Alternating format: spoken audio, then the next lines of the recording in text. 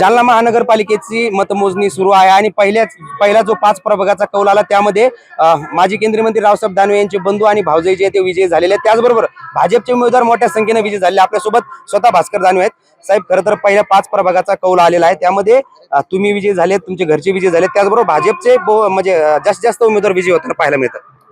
निश्चितच जालना महानगरपालिकेच्या निवडणुकीमध्ये प्रभाग क्रमांक 1 मध्ये भारतीय जनता पार्टीचे 5चे 5 उमेदवार मोठ्या मताधिक्याने त्या ठिकाणी विजयी झाले आणि प्रभाग क्रमांक 2 पासून 16 पर्यंत जी काही काउंटिंग या ठिकाणी चालू आहे, या काउंटिंग मध्ये सुद्धा मतदार बंधू भगिनींनी भारतीय जनता पार्टीला कौल दिलेला आहे आणि बऱ्यापैकी जवळपास 70 ते 80% भाजपाचे उमेदवार आता सध्या काउंटिंग मध्ये आघाडीवर आहे। निश्चितच भाजपाचा महापौर या ठिकाणी होईल असा आम्हाला ठाम विश्वास त्या ठिकाणी आहे। आता काल साम टीव्हीने जेव्हा एक्झिट पोल दाखवला तेव्हा देखील जालन्यामध्ये भाजपच मोठा पक्ष राहील अशा प्रकारचा अंदाज आम्ही व्यक्त केलेला, त्या दिशेने वाटचाल दिसते। निश्चितच साम टीव्हीचा जो काही अंदाज होता तो 100% त्या ठिकाणी खरा ठरणार आहे, कारण भारतीय जनता पार्टीचा विकासाचा व्हिजन घेऊन आम्ही जनतेपर्यंत गेलो आणि म्हणून मतदार बंधू भगिनींना मोठ्या प्रमाणामध्ये आम्हाला कौल देण्याचा प्रयत्न त्या ठिकाणी गेला।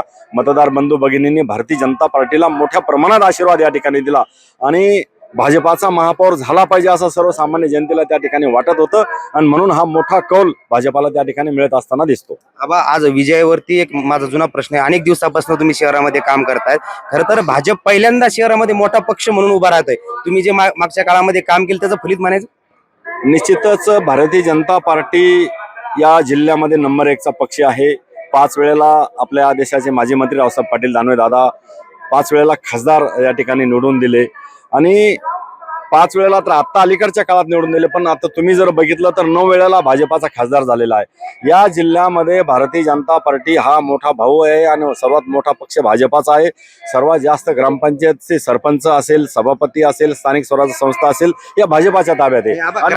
ग्रामीण भाजपमध्ये 1 नंबर होतोय मान्य आहे, मात्र शहरामध्ये पहिल्यांदा भाजप 1 नंबर होतोय। तर भाजपाला आजपर्यंत कधी स्वतंत्रपणानं लढण्याची संधी मिळाली नव्हती। प्रथम आम्ही तर गेल्या निवडणुकीच्या अगोदर 4-5 दिवस आमच्या सलग बैठका झाल्या।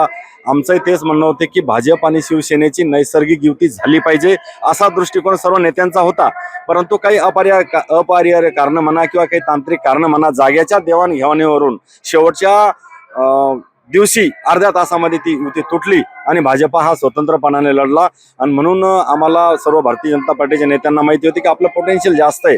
भारतीय जनता पार्टीचे मतदार जालना शहरामध्ये महानगरपालिका क्षेत्रामध्ये मोठ्या प्रमाणात असल्या कारणानं विकासाचा मुद्दा लक्षात घेऊन त्यांनी आम्हाला कौल दिलेला आहे। नक्कीच हे होते भाजपचे उमेदवार भास्कर दानवे। खरं तर काल साम टीव्हीने जेव्हा अंदाज वर्तवला तेव्हा भाजप सर्वात मोठा पक्ष राहील अशा प्रकारचा अंदाज वर्तवला होता आणि त्या दिशेने ही वाटचाल सुरू असताना आपल्याला पाहायला मिळते। अक्षय शिंदे, साम टीव्ही न्यूज, जालना।